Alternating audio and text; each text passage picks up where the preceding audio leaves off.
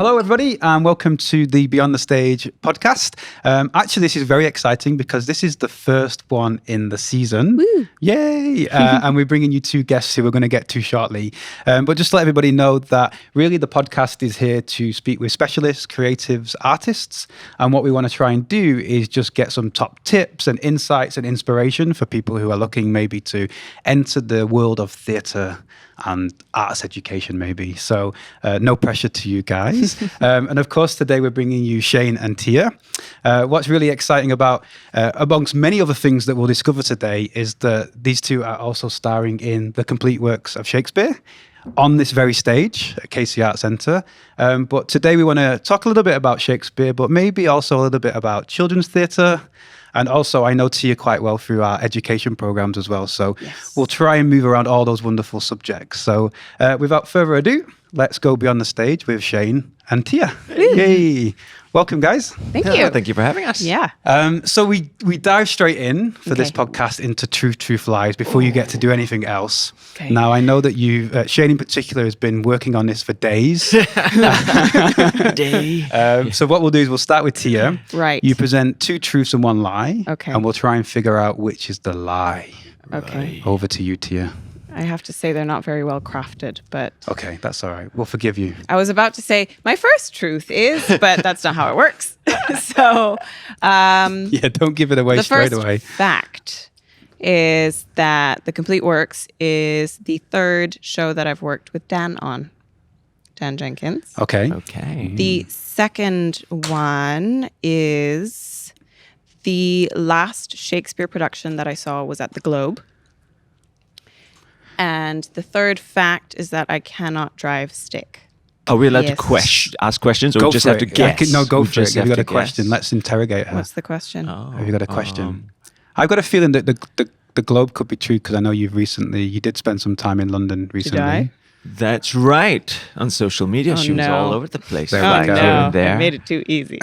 But then again, I also saw her watching football on social media, so maybe she didn't get all cultural, and she just... Football is culture. Oh, yeah, but it's not the Globe. You cannot compare that with the Globe. Sorry. 3 shows with Dan. I know you've done Gingerbread. Not Gingerbread, sorry, Gretel and Hansel. Yeah. And then she did Julius Caesar. Yes. Is it with Dan or directed by Dan? I just said with. Okay, so then you've definitely done 3.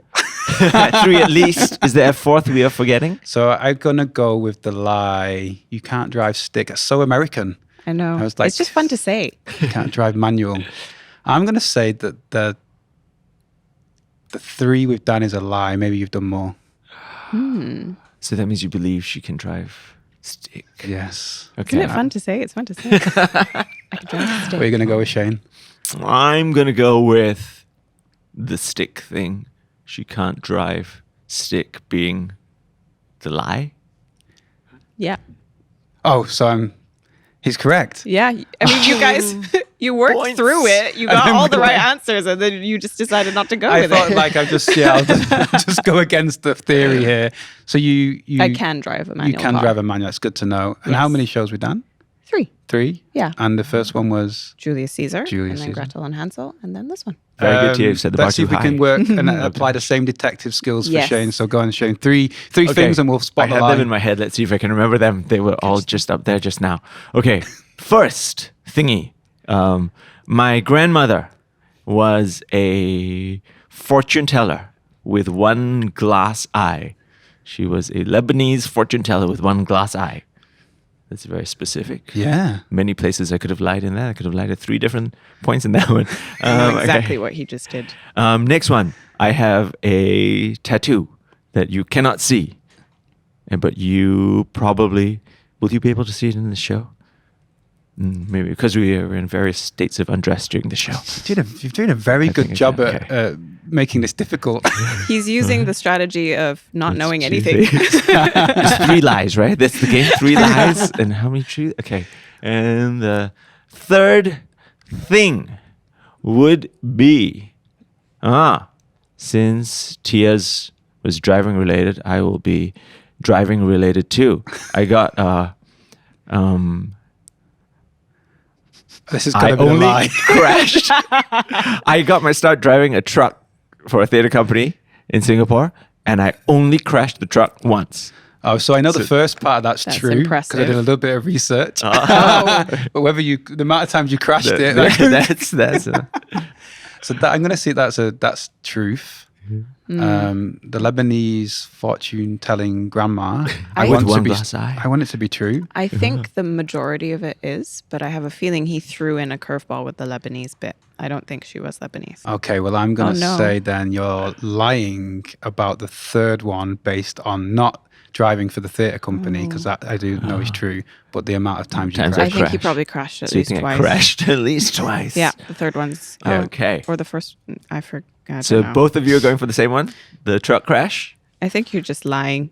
all three, all All three of are it's a lying. lie. We both got this expression that's a bit like, Go on, tell us. Put us out of our misery. The lie was the second one. I don't have any tattoos. I don't. Because I think I toyed with the idea of getting a tattoo, but then I saw all the actors get called in with tattoos like 1 to 2 hours earlier for makeup and getting covered up and not. And I was just not worth the pain. Tell me briefly. Yes. Grandma Lebanese with fortune telling and glass eye. That's amazing. Yeah. So my maternal grandmother was a fortune teller. I think of some repeat. I was very young. I barely remember it, but I do remember like.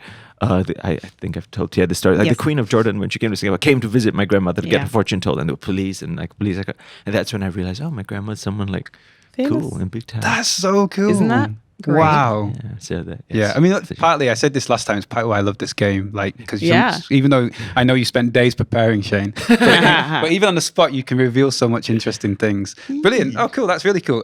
So yeah, let's get kick-started into the podcast officially. Right. Basically, you guys get to introduce who you are and what you do, and you can do that in any way. So who is Tia and who is Shane? Maybe we'll start with Tia. Oh. Who are you, Tia? Who am I? Who are you? What do you do? I am Tia. I am from various places in the world and have lived in various places in the world. Yeah. And that's something that means a lot to me and has really shaped who I am. I act, I teach, I do a bunch of other things. I enjoy learning on the job. Yeah. I enjoy doing nothing, but I never actually get around to doing nothing because I'm always doing too much. Yes, you're always busy, which I think I can vouch for. Yeah. Knowing you a little bit. Great. No, thank you. We'll come back to some of those things. But yeah, let's hand it over to Shane. How would you like to introduce yourself? Who are you? Wow. Okay. I'm Shane. I'll introduce myself by the 3 things that I think take up the most of my time in my life. Yeah. Oh. So the 3 things will be now currently, usually work, right? So work, my family, and doing jujitsu. And these are the 3 things that I really love to do. And I try to be 100% in when I'm doing each of those things. So like if I'm at work, I really try to concentrate on work and nothing else. And family, it doesn't really happen, right? And my family as well. Depends who's in the cast with you. Yeah. Yes. Not this show. Very difficult. Not this show. That's great. Thank you. I mean, so the jiu-jitsus are also something interesting we can explore. But really, I suppose, because this podcast is all about maybe young people or young professionals thinking about accessing this theatre, where did it start for you guys? So I do know, I will say that like we do know a little bit about the story of working with, I think, Act 3 and driving. But yeah, maybe tell us, like, did the arts of theatre come into your life earlier than that? Was it something you was always involved in, or was there a tipping point? No, see, okay, so I feel slightly ashamed of that. A lot of the actors that I work with now will always talk about the passion they've always had since they were young. They were watching shows and musicals and all these things, and they're very passionate. Yeah. I just sort of fell into it. And then fell in love along the way. Great. So that's, so that's I mean, again, that's an interesting, because I mean, people fall into things, change their mind, change careers, right? Yes. And I've met a few different creatives that kind of fell into it. So, so when you so that's the story, right? That you was driving. Yeah. So what was it about falling into it that made you want to keep going back? Because from that point of falling, you've clearly had a very, a brilliant career. You've been involved in so many different plays and TV work. So yeah, why did you keep falling then? Okay, I guess it keeps changing because you keep kind of finding something. Was the first fall the car crash? The car crash was less of a crash, it was sort of a graze. A car grazed it along the wall. Okay. The company thought we better get you out of this car and put you on stage where you could be safer. Yeah, he can only damage himself. What was I think? I mean, the first few times I was on stage, it was just the adrenaline rush of being on stage, and was sort of that. And then it's sort of transformed and changed over the years into now it's sort of a place where if we're doing a show, it's one of the things where I can fully immerse myself into, and you get out of your own head and you sort of forget what you're doing, and it sort of goes by in a blur, and suddenly you're off stage and you're just like, oh wow, okay, and I can barely remember what happened on stage, and that feeling is kind of fun. I was just like, them so into it that I sort of blanked out, which I sort of like. And do you remember the first time being on stage and kind of feeling that? The first time on stage was, I guess, a rush of many things. There was adrenaline, there was fear, and it was just exciting. Yeah. But, yeah. So no formal training? Very little formal. Yeah, no formal training. No, barely any. Maybe 1 or 2 workshops. Mostly from doing sound or whatever, and crew work from watching actors do the same show over and over again, and being like, that's a good thing. Oh, that's a mistake. And learning from that. As you go. No, cool. Well, let's see, T. I mean, did you fall into this, or was it a more intentional journey for you? I am the cliche that Shane was speaking about.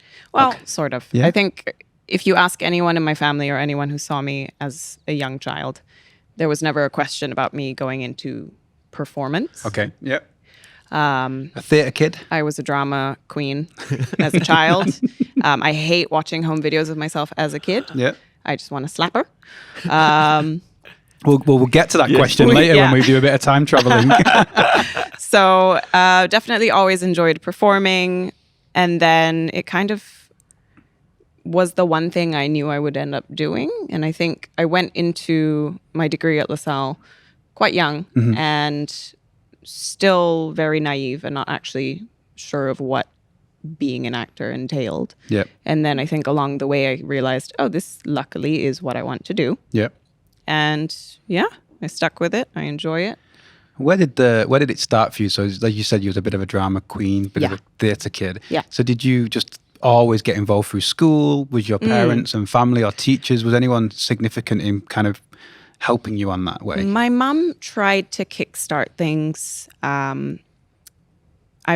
The first ad that I ever did was an ad for a local bank or some bank, and everyone loved me. They thought I was so cute. I was this toddler coming off of a school bus, and my dad said, "Do not exploit my child, not again." Right. So that kind of got cut short. And then from there, I didn't really do drama in school. Okay.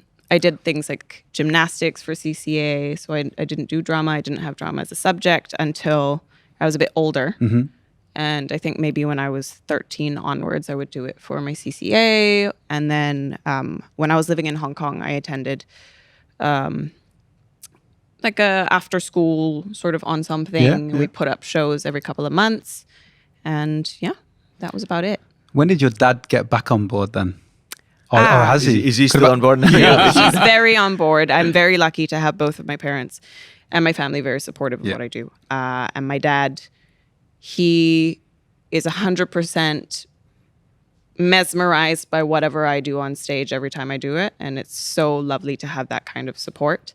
Maybe because I'm no longer just jumping off of a school bus and running around and calling cut, but actually doing full shows. You're making a career. Making a career out of it. How exciting. Yeah. And it's interesting. I mean, it doesn't happen for everybody, right? I mean, we can talk a little bit more about, the challenges of the industry. And of course, you're in different, equally successful, but in different stages and at different experiences. So we can touch on that a little bit.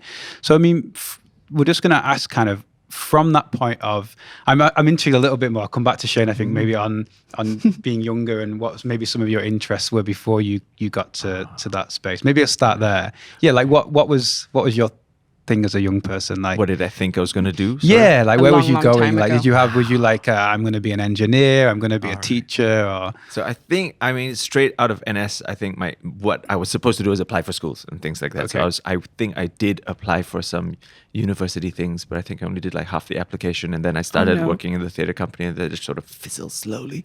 And I just sort of didn't tell my parents, and it stretched out the process over a few years. And eventually, after 1 or 2 years, being like, okay, I'm earning some money now. I'm just going to keep doing this. Yeah. And luckily, the parents were sort of, okay, fine, do what you want to do. Great, cool, thank you. Yeah, and I suppose where is that? So maybe in terms of where that's progressed to now, how busy are you? Are you kind of always, film, TV, theatre? What are you up to right now? And so, I mean, it's always, I guess as a freelancer, it's always up and down, right? So there's periods where you are super busy and you're juggling 2-3 projects, and there are periods where you go 2-3 months with nothing and just relaxing, and then you just enjoy the off time. So now, unfortunately, I'm doing this, and then hopefully there's a film coming up straight after this, and hopefully it all ties up.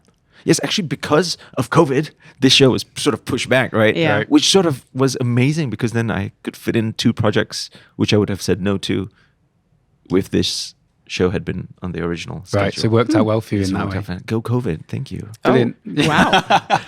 Said nobody ever. The first guy.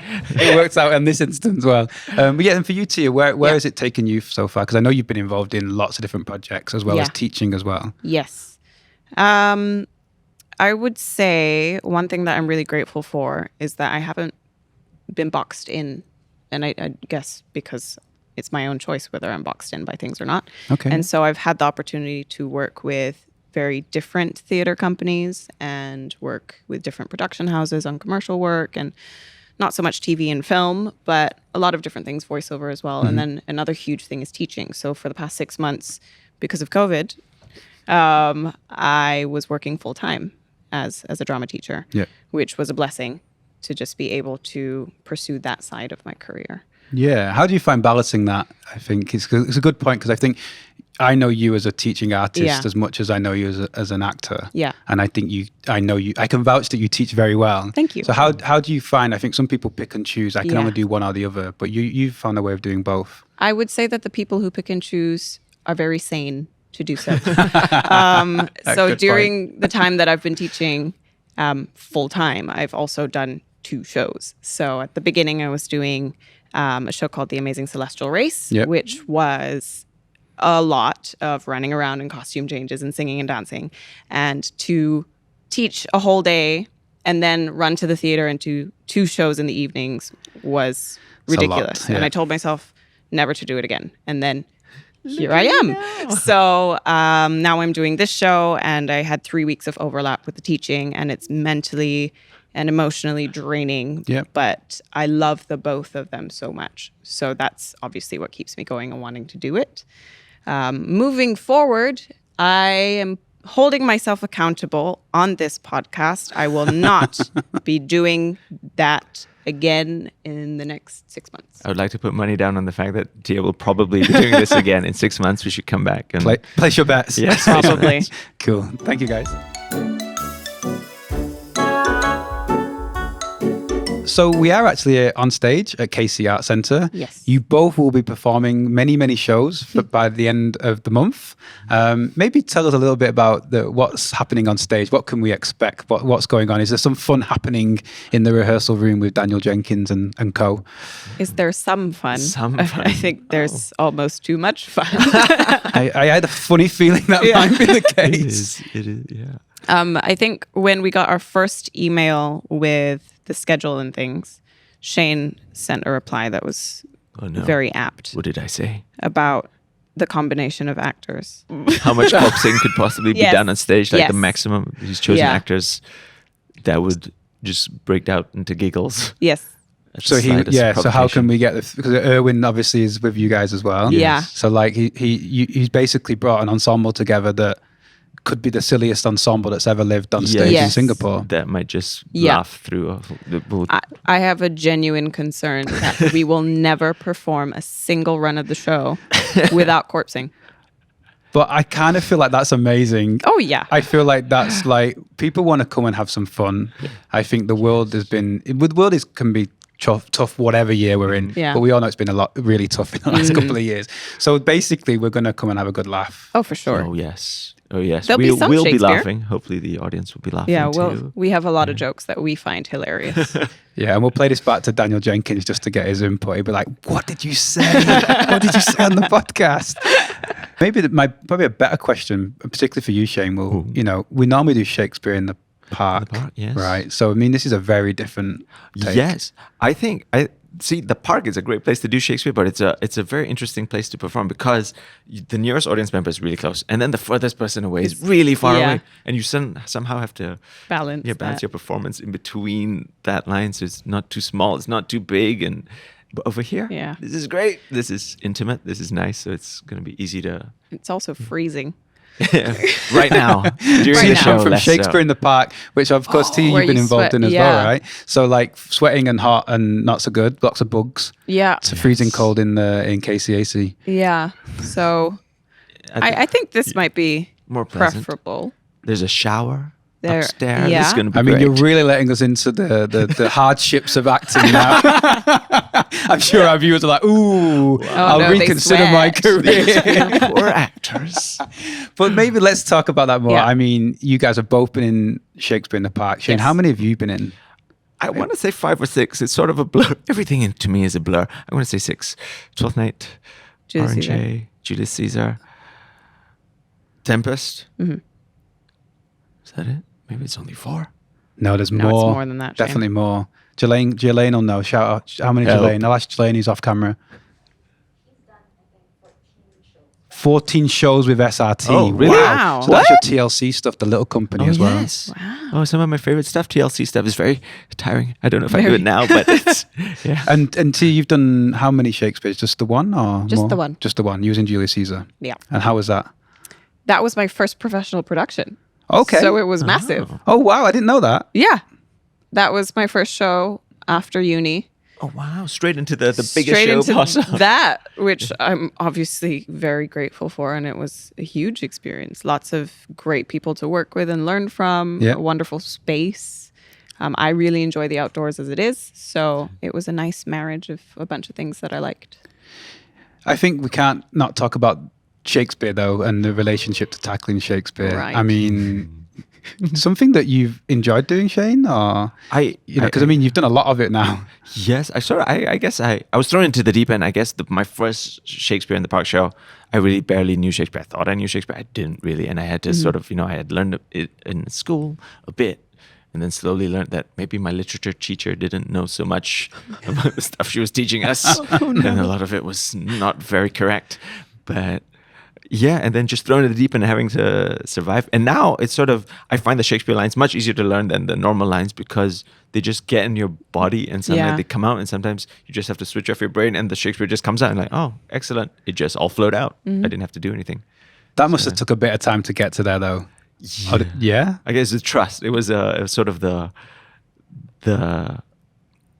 trusting sort of yourself and the text that Shakespeare is so good that the next word just sort of comes out. And a lot of the people ask you, how do you remember the Shakespeare? And I don't know if you find it.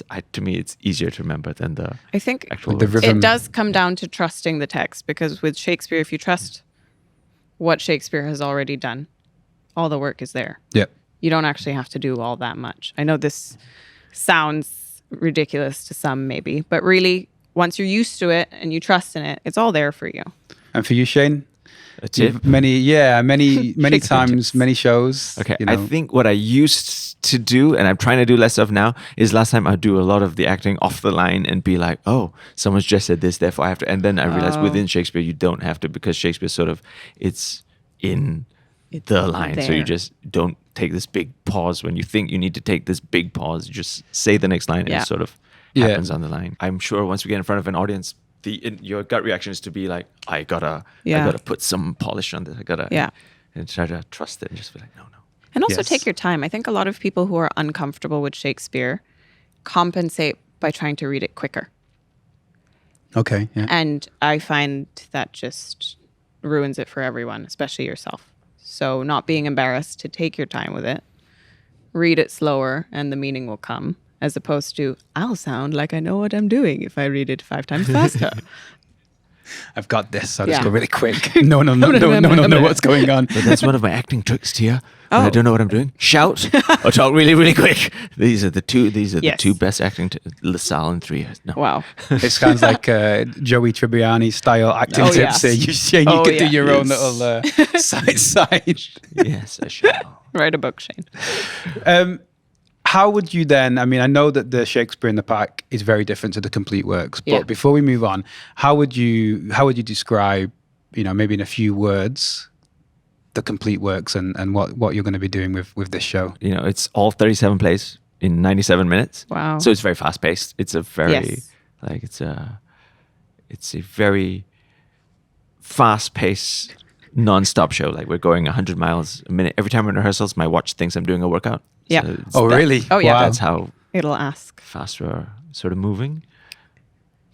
Throw it to Tia, yeah. Throw it to I Tia. would say Back and that nobody should take anything too seriously in this show, including ourselves. But yeah, mainly just good fun. And you do get some good bits of Shakespeare in it, no doubt. Maybe not from Shane, but Erwin. Erwin's Erwin and holding I. the fort. Yeah, I'll be he shouting really and is. talking very, very quickly. Yeah, I think it sounds like you're going to have a lot of fun. This fast pace, for not sure. taking things so seriously, Yeah. which I think is a great thing right now. But I think more so for people that were listening, Yeah. you guys have been in so many rehearsal rooms. Like maybe just step us through, the process of what it's like to be in a rehearsal room. Maybe what are some of the things that are going on, some things that you love about a rehearsal room, and some things maybe that you find challenging. And so our young actors that could be listening could, get a bit of an insight into a day in the life of a rehearsal room almost, Let's take this show, for example, just Yeah. because it's the most obvious. We're a small cast, so we're pretty much always there. Dennis, who's in the show, is in another show at the moment, so he only comes in on the weekends. Yes. But he will be joining us more often. And then who else is in the room? The director. We've got 2 assistant directors at the moment. which is uncommon. Normally Which is there's only uncommon. Maybe one, maybe none. Yeah. Yeah. And then we've got our stage manager, assistant stage manager. At this production has a bunch of different stage managers because they're all rotating, which is not normal either. You might have a sound designer or a lighting designer who pops in once in a while just to double check that everything is matching up Yep. and making tweaks as we go along. Anybody else in the room? No, I think that's it. right? Costume and props. Yeah. costumes So come once in a while, you'll have costume and props come in, deliver something exciting or take some measurements, make you try something on. So you've got kind of that input coming from the different creative teams at different points. Yeah. What's the first thing Dan, the director, makes you do? I think Dan trusts us. So Dan- ideally, Dan he'd has like a us lot to of come in trust. earlier. We should come in like a bit earlier and get yourself ready so that when Yeah. rehearsals start, you're ready to go. Yeah. I think definitely one thing that helps but takes a lot of practice is leaving everything outside the door. Okay. Whatever you don't need, whatever you've come from during the day, find a way to let it sit somewhere else. Because thinking about it during rehearsal isn't going to change anything about whatever it is that you're thinking about. Yep. And it's just going to hinder you from actually being present in the rehearsal space. Very So, good. Very good advice. Trying That's to fantastic. accept that you can leave things outside of the rehearsal room and come back to them afterwards. Yeah, it's great. Thanks for sharing to you. I mean, you talked a little bit before about you give 100% to the one to where you're at. So similar, right? I mean, when you're in the rehearsal room, okay, I'm in you should here, just- I'm Yeah. with these Yeah. people, and I got to focus in right now. Yeah. Yeah. What's the danger then if you're bringing everything in? Have you been in that situation where you're like, I'm just not here today? Oh, yeah. Yeah.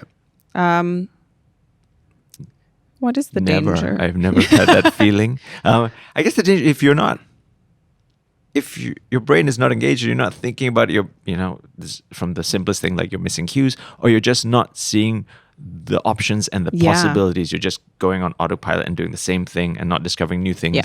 in rehearsal, which maybe that's what you should be doing in rehearsal, finding a new avenue or something. Especially at the beginning of the process. Yeah, I mean, because in all honesty, you two, I know you've got a real kind of, there's a comedy and there's a humor to the conversation, but it's not easy, right? If it's not easy to be in a rehearsal room 4, 5, 6 days a week, 8 hours a day, or am I wrong? Yes, Yeah. no. Yes and no. Because I know we don't be like, oh, it's so easy acting, No. But I know, I mean, I've been around the rehearsal room. I know it can be grueling, right? Yeah. Yeah, I guess because sometimes you do things again and again and Yes, again. it can be extremely exhausting. But I think if you're there for a reason or several reasons, one of them being that you really enjoy it and really love it. Yeah. Hopefully. I have been in positions where it was breaking me. Yeah. I did understudy a TLC show, and I was understudying all of the characters, and we were devising. Wow. So the show wasn't set pretty much until when we opened. And I was desperately trying to figure out what these different tracks were, tracks being what each individual actor does for the entirety of the show. So that's the reason why I started drinking coffee. That show At is least the that reason why. sentence ended with coffee. I thought it was gonna, that's the reason I started drinking at 8 a.m. Straight vodka. No. Just coffee. Yeah. So it can be a lot, and you need to make sure that you take care of yourself. But in the end, it's fun. Yeah. Well, you mentioned something really passion, right? I mean, if you're, I suppose it's finding Shane. Shane. Shane's like, I'm very passionate. I'm dead inside. No, yes. But yeah, similar to what Tia said, sometimes you're doing the same thing and you're really tired and you're doing it over and over again. Yeah. And sometimes when the director says, let's do it again, your instant reaction is, oh gosh. Yeah. But then if you kind of channel into the mindset like, I get to do it again. This is another chance to sort of try to Tweak refine it and get it right. Yeah. Then helps move the rehearsal along. Right? Yeah. And I mean, we all have bad days, right? I mean, you try your best to bring your best self into the room as much as you can, but some days will be electric and you'll be like, yes, this is working. And another day you're like, oh man, they've got to really dig deep today, right? I mean, and that happens in any job, wherever you are in the world, right? Yeah, as far as this job is, sometimes it is work. Work is work, yeah. I mean, and it is work. And there's, I think, a lot of work that maybe once you've been in the industry for a while, like you were saying, you get used to it. So we don't recognize maybe the extra work. I don't know if Shane does it, but the extra work that you're doing in preparation and subconsciously. Yeah. But for the rehearsal room. I think that's a trick about like having these podcasts where we talk. Like, I honestly feel like I could bring out my finance manager and have a really good chat about how she supports an arts organization through financial procedures. Now, I know they probably think that that's the worst thing you would ever want to listen to. But for people that don't know how performing arts business runs and all the things that go on, and I think it's the same whoever I talk to, if you ask me about a day in the life of a learning manager, I might be like, well, you really want to know? Yeah. But there'll be someone I'm sure that would find that interesting. And I think that's the thing, we get work. So we get almost complacent in this is what we do. Yeah. But actually finding out these little, the rehearsal room can be like this. And it feels like work some days and other days it feels more exciting. And because I suppose, people don't know that, and who knows, I mean, the industry has a little bit of a perception and showbiz entertainment, and I suppose bringing a bit of reality to that as you're talking about is quite important. I think you've got to roll your sleeves up and work. So I think you just made a distinction. Some days it feels like work and some days it's fun. I think most days it's both. Okay. Because the work is fun. Yeah. I mean, you have to be serious in what you're doing and take it seriously, but it's always enjoyable. And I find joy in doing it. That's cool. And we have a lot of moments where, especially with Shane, I'll just say, Shane, you're being paid to do this. Whatever it is he's doing in that moment. That's right. You're being paid for this. That's right. Which is great. It is fantastic. I cannot lie. But so you feel like that on every project? Hasn't there been a project here where you're like, oh my goodness, this is just 100% work. There is no joy in this. I would say I've been lucky enough not to have that. I think maybe with some commercial work, you might go in and just like go through the motions. Not that I don't enjoy it, because I try and find ways to enjoy anything that I'm doing. But some things are a little bit more autopilot than others. And that's okay. And so you asked that question, what about yourself? Never. I've never had that feeling. I love all my, everyone it's who's definitely ever a paid leading me. question, Shane. Everyone Yeah, who's Shane. ever given me a paycheck. I love all of you. I'm going to push it one step further before we finish up on this section. Right. What's then the most challenging thing you've done, Shane? The most challenging role I've ever done. Wow. I'm going to say, and I'm just going to bring it back sweetly to Shakespeare. The first Shakespeare in the Park that I did, because that was really a steep learning curve for me. It was a big role, and it was straight in, and I thought it was like some of the other roles where I could just kind of coast through and just like, I'll pick up the script on the way. I'll read the script and make up, and I'll get... No.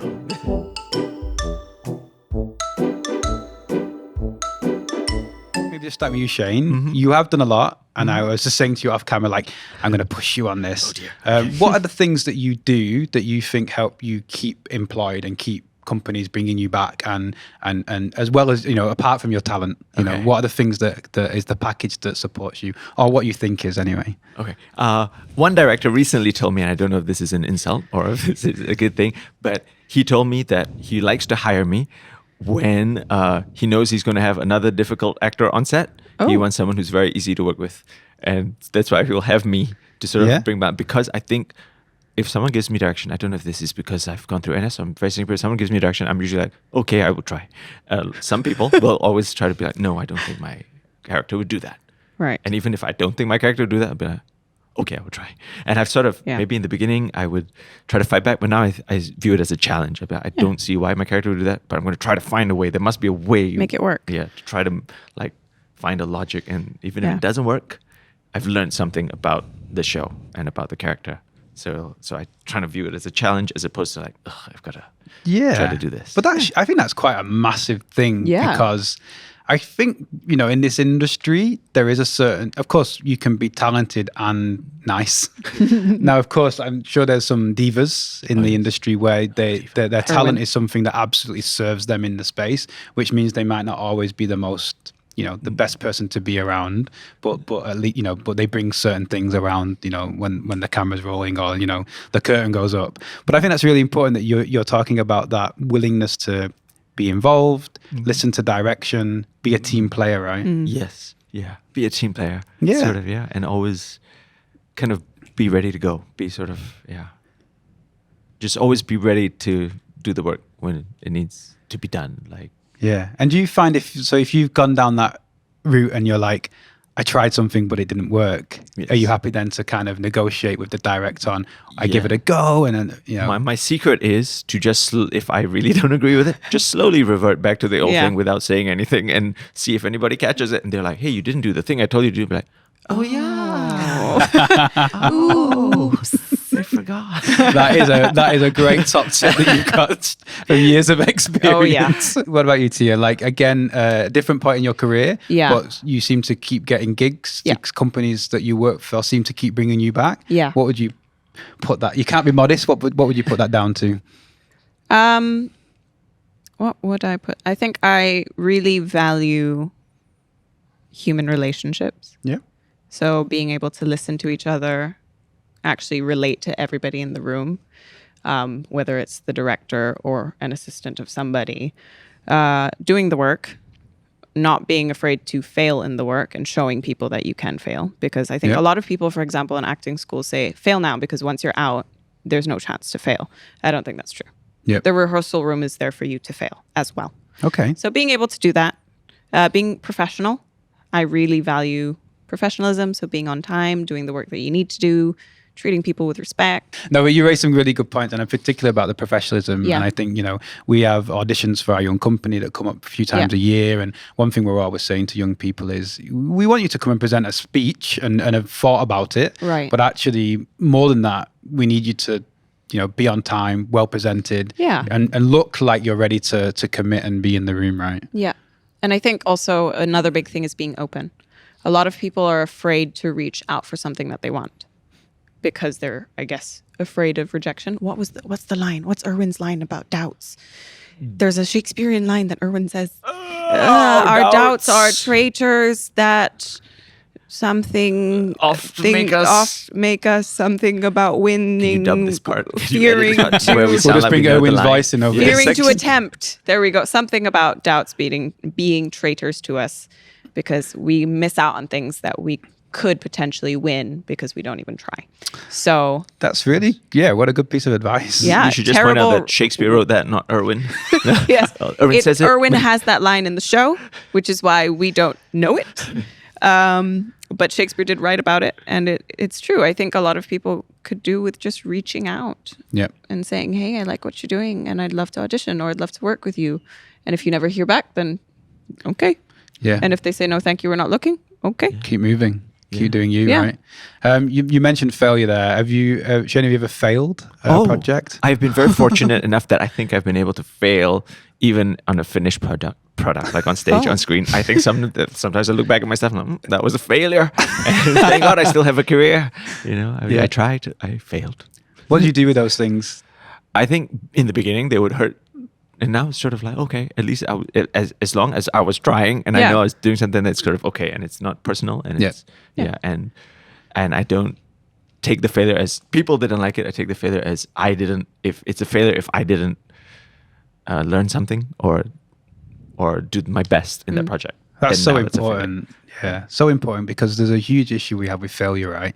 And certainly, like, I mean, I've only been in Singapore nearly 5 years, but I feel that feeling of failure is even harder sometimes when I talk to my peers. But there's so much that comes from failure. Like you say, I mean, it can still be a successful thing in many ways, but you just said, I think your words were like, it's not really a failure if I've learned from it. Yeah. Kind of thing. I guess so. Yeah, it sounds cliche, but yeah, I think so. Yeah. That's important, right? You can fail and should. learn and grow and move forward. The expectation doesn't have to be this shiny, wonderful thing, right? Yes, that each project is like, you know, like an award-winning. No. Yeah, it's none of the projects will be the project of your life.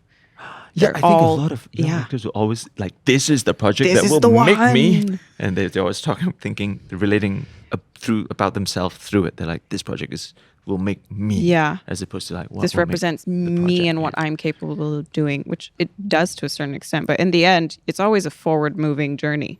You're always going to do something next. You're always growing and learning from the last thing that you did. Yeah. So yes, it's important to take it seriously and to value what you're doing and give it your all. Yeah. But it's not the end of the world.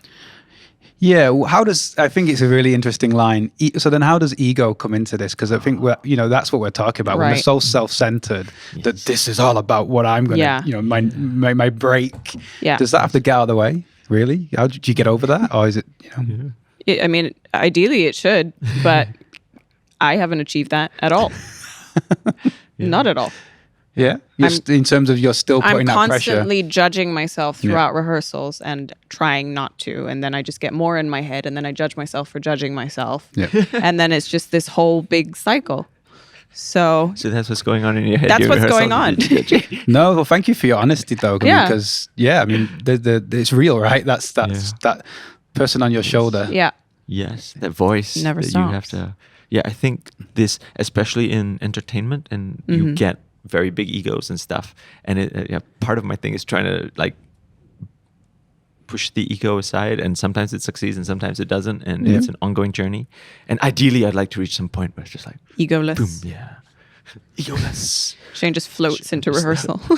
In the room. Yeah, well, I think what you've described in this podcast, Shane, is someone who definitely looks like they leave their ego way out of the way. And I'm trying. I've described it. I don't know if I. Yeah, no, if I do definitely. it. And I think, but it's interesting to see that can still be an internal battle. Yeah. Even though you know outwardly maybe it's not there, but you can still be fighting with yourself, right? Yeah. Cool. It'd be wrong of us not to just talk a little bit about the Little Company. Yes. Because you've both been involved in that. Yeah. So the Little Company is all about children's theatre. Yeah. How much do you love or hate children's theatre?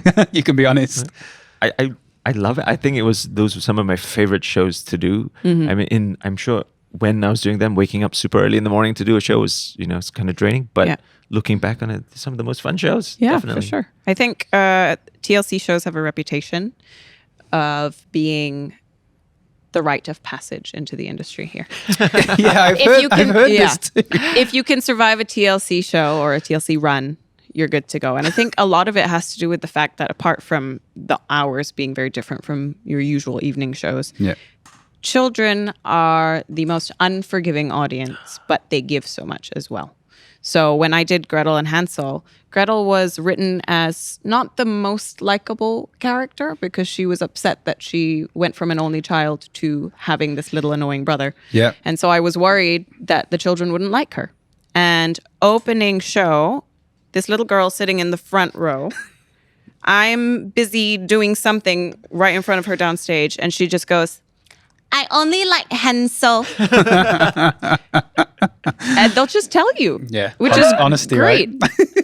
But you can feel it.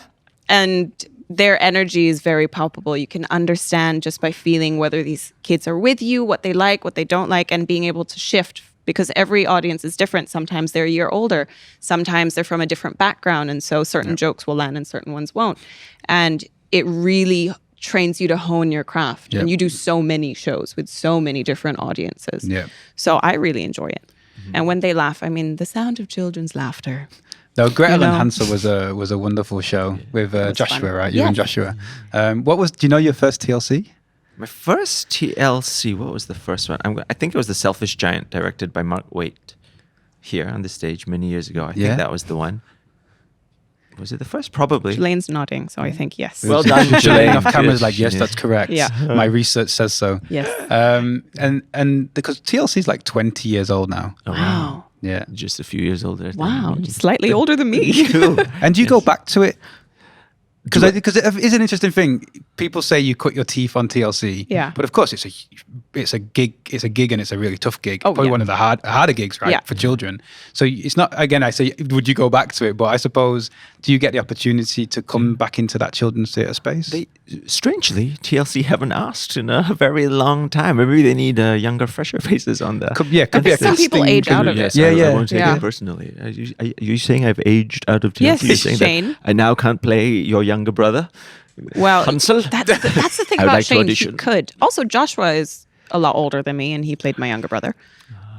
But then we Yeah. both played children. I think there is a so- bit of a graduating mentality to it, There but I is a bit. suppose it's still such a. You have to be really good at acting. I feel to Yeah. do children's theatre more than anything. I mean, I've Can't done get a away lot. with I've been anything. around a lot of it in the UK, and Yeah. man, it's the toughest. And I think in the UK there used to be a perception that it was the easy thing, like Oh. let's do it for children first because like they're No. easier, and we used to be like, no, No. Yes, it is different. Yeah, and then especially the show. Sometimes there's a lot of kids shows. You have to ask the questions directly to the audience, and then you can see the shows where if the actor isn't good at sort of getting the answer and then responding to the answer, sometimes Yeah. it just falls flat. And I used to really like the audience interaction Yeah. bits to be like, this is a challenge. Even if they don't give the right answer, how can I Yeah, swing it? I used how to can love I- those parts. Nice, Oh, right? yeah. The interaction and Yeah. the challenge Yeah. of that interaction. Yeah, you see. I mean, sadly, sadly or not, but adults will lie about that and try and give you at least something. Oh, yeah. But kids are just like, nah, It is what it is. that's gone. I'm done now. And this is more interesting to fiddle around on the floor here Exactly. or pull something out of my bag. Yeah, if they at don't least an believe adult you. will lie to you for a little bit. Yeah. Exactly. Brilliant. I feel like again, there's never enough time in a podcast, but No. we should definitely talk to finish up with some kind of top tips and things. But I think I want to do two things Yes. before we do that. So it's not written down, but I think it's a good thing. Would you go back? I mean, this idea of time traveling. Mm-hmm. Would you whisper something and give your younger self some advice? You know, the turning point of from the truck to the stage. You know, or continuing with your studies, or you know, would you go back to a younger Tia? Mm-hmm. Yeah. Or you can twist it if you want. Would you go forward and say something else? You know, but yeah, if you had that opportunity to give yourself some advice, would you go about it? No. Yeah. I'm very happy with the journey that I'm on, and I don't think I would really want to change anything. I think I'm very happy with the lessons that I've learned from others and from my own experience and myself, and Yep. how I've found who I am as a professional in many different facets of the industry. Yeah. So no, I unfortunately don't have any advice. I don't think it's unfortunate. I think it's a great answer. Yeah, Great. I mean, because what you know, if I've asked that question to a few different people, and we get so Yeah. many different answers, and so Yeah. yeah, I think it's a perfect answer. The one thing I might say is try and take care of yourself and don't overwork yourself, but I know she won't listen, so there's no point. Yeah, it's not. You know how stubborn she is. So, Exactly. what about you, Shane? I think since I've had a career that has gone up and down, up and down, up and down, I there was a point in my career when it first started, it was just going up, and then at that point, the guy who I was back then was like, "It must be me. I am so good." Again. And I would like to go back and whisper to the guy, "It's not you. It's just the role, or That's it's just just the how it show, or is." it's just the whatever." That's And brilliant. so, you know, Yeah. take a step back. That's great. Yeah. No, I think so. Yeah. And so then we'll just close. What are your parting kind of top tips about this industry? You know, if you was to pick, you know, 1 to 2 things that you would just be like, really think about this if you're going to step into this space, or, you know, is there anything that jumps out for you guys? Okay. I have advice. I don't know if it's good advice, but this is the advice I it's sort advice. of went with. Yeah. It's like, and this might be really terrible advice, okay? Someone might suffer from this. Don't have a safety net. Because I think when I started doing this, I could have gone to school. I could have got a job. And the thing that I did was take out the safety net. So if I fail, I really fail. So I had to really commit to it. Right. Because I think if I had the safety net, I would have been like, okay, there would have been points where I'd be like, no, I'm going to go get this other job and just focus on that. Yeah. No, I think you raise a really good point about, you said it, like commitment. I think whether the safety net's there or not, if you're not committed to this, Yeah. and if you're not going to go all in, I can't think of. I mean, most industries may have that sense to it, but I can't think of one other than acting or performing arts. Yeah. That if you don't throw yourself in, like, and really want to get into this with the idea of nothing else matters, Yeah. then I think it is hard to be fully successful in terms of getting lots of work, Yeah. acting all the time. And I meet lots of young people, and we teach lots of young people, and that's the one thing we say to them is you've got to work so hard, Yeah. because not many people get the regular work, right? So I think it's a really good piece of advice. Yeah. Whether someone would disagree that you should have lots of parents will be going, "How no, safety net." But I agree with the sentiment of that for sure. Yeah. What about you, Tia? I have a bit of a twist on what Shane was saying. So I agree about giving your all to it and being ready to invest, and understanding, like what Shane was saying earlier on, there will be weeks or months where nothing comes. Yep. And understanding that fluctuation is just how it is. But creating different safety nets for yourself, in that you diversify your streams of income, you diversify the things that you can do.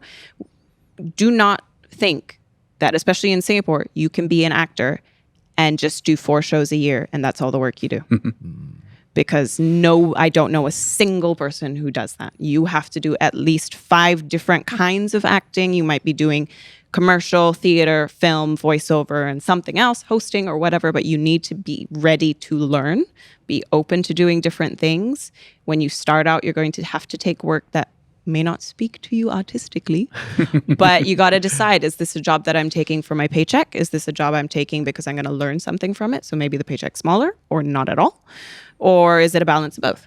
So you have to be ready for those things and find safety in what spaces you create. Tia's advice is better than mine. I like Tia's advice. Can you put those words in my mouth? Can you edit that? So I say that. Thanks. So we'll bring it to a close, but I think it would be unfair not to come back to what we said there, which links to this about can you offer any advice just to while doing all that, considering all these things, right? Getting your ego out of the way, maybe not having a safety net and fully committing, how do you do that and be well? Because right early in the podcast, you mentioned about your well-being. Yeah. Is there anything that you found in your experience that's helpful to keep that mental wellness on top of mind? I've got one small one, in that it's very easy to take rejection in this industry very personally, and that really affects you then after that. And then all your, whether it's a bad review or just a rejection in a casting, and then just realize there's a lot of other things that go on in a casting that are beyond your control, like the look, what availability and everything. So don't take it personally. Yeah, and the director usually wants you to be the person that they can cast, so that they can just cast you and be done with it, right? I guess so, yes. I guess. Well-being, I think, also along the same vein, finding ways to be objective about things. So that you don't get too... I mean, it's important to be very invested, but also to be able to take a step back, be self-aware. This is objectively what's going on, and this is how I'm feeling about it, and being able to separate those two and accepting that that's how you feel about it. Yeah. But also really just what's it called? Third person perspective? From a perspective. Yeah. Have that ability to step back and not get evaluate too the overwhelmed. whole. Yeah. Great. No, that's brilliant. Thank you so much. There's been so much in our conversation today. And I can't thank you enough for spending the time with us. Thank you for having us. Yeah. Thank you. And best of luck with the Complete Works of Shakespeare. Thank you. Yes, no worries. Thank you both. Cheers. Thank you. Thanks. And so there you have it. We've gone beyond the stage with our friends Tia and Shane. And I think, we always knew that this podcast was going to be quite exciting because of the breadth of experience, and in particular across Shakespeare, but also the Little Company and Children's Theatre, as well as particularly Tia working in the drama education space. And I think, some highlights for me really were around, I think Shane's idea of removing that safety net, although I think there's lots of people that argue about having different options, I think the essence of being fully committed and going at something like you've not got anything else to fall back on, I think that energy is really important, because this industry is tough and you've got to be so committed to that. But I also think, they talked about being passionate, being open, being honest. I think Tia taught specifically about not judging yourself and kind of taking a step back, thinking about the different perspectives. And I think all that's actually really, really sound advice.